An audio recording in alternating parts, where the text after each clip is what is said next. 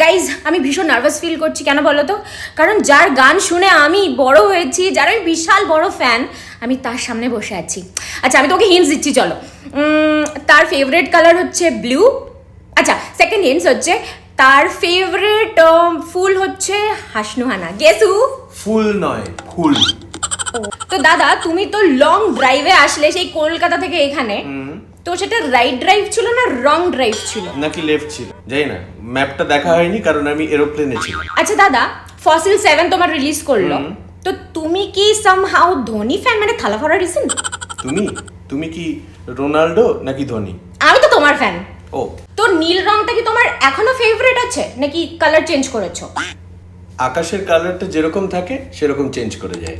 আকাশটা নীল হলে নীল, আকাশ যখন লাল তখন লাল, আবার যদি একটু ধোঁয়াটে আকাশ হয় তখন ধোঁয়াটে। এত কমপ্লিকেটেড কেন তুমি? কমপ্লিকেটেড, গান শুনেই বোঝা যায়। যত বড় হচ্ছি না, বিশ্বাস করো তোমার গাওয়া গানগুলো প্রত্যেকটা অক্ষরে অক্ষরে প্রত্যেকটা পদে পদে মিলে যাচ্ছে।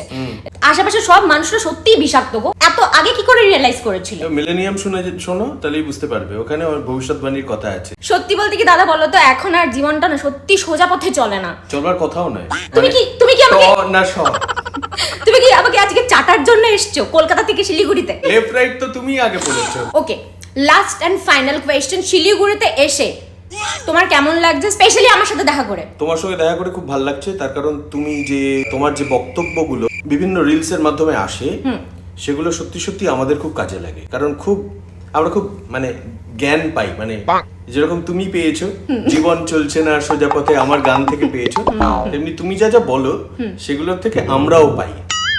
তো আমরা খুব হাসি এবং খুব আনন্দ করি, কিন্তু খুব কাজের কথা তুমি বল। শিলিগুড়িতে এসে সব সময় খুব ভালো লাগে, এবং এবার আরো স্পেশাল লাগছে কারণ তোমার সঙ্গে দেখা হলো। Thank you so much.